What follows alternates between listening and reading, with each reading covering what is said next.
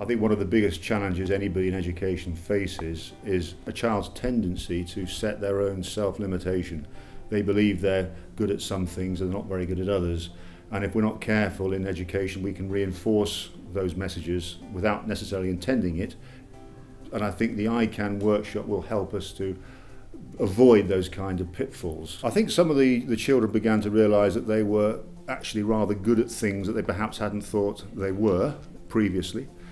They began to think about their relationships with each other, and I know several of them actually began to think that perhaps they had more in common than they actually realised, because they were talking while they were producing their work.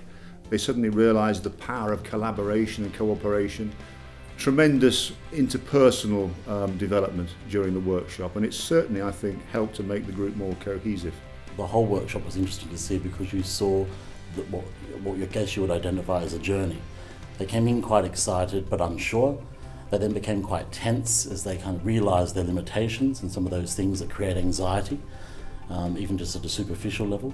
And that then transpired to be something that they let go of. And you saw a physical release, both in their body, but also in the way they started to talk and express themselves.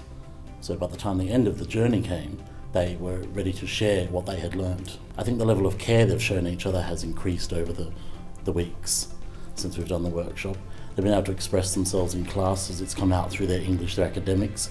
As a form tutor pastorally, I have seen though that they have also started to give permission to others to be themselves. I think that was the biggest breakthrough we've seen in a long time.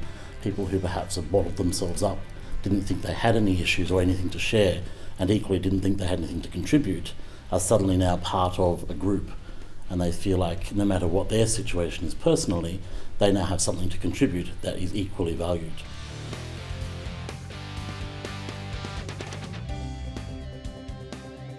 It was sort of like a starting point for the whole year to bond, and also the class. Before, I felt I wouldn't do a very good job on this painting, and now I feel I could do much better and that I could show my skills to everyone. It's changed some of the relationships because I seem to be talking to a lot more people now, and I just feel much more confident when I talk to other people. I would say you would learn to be a bit more of yourself, and you would be able to cooperate with people that you don't normally in later life.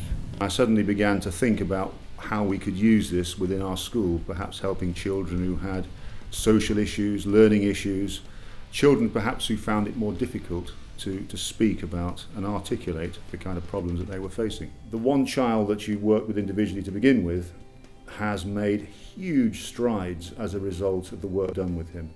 He found the freedom to speak and to show things through his art that he'd been feeling and suffering from so cathartic. And we would like to use the methods to help children like that to come to terms with some of the problems that they've got. So it's not just about developing togetherness, it's also about giving children an opportunity to really express their feelings and work through issues and problems so they just feel a lot more at ease with themselves. A school is a community, it's a living, organic community, and I think it helps this collegial ethos that we're trying to develop here. The children feel as though they belong to the school, and I think that painting is a physical manifestation of that togetherness that children felt and sensed during the workshop.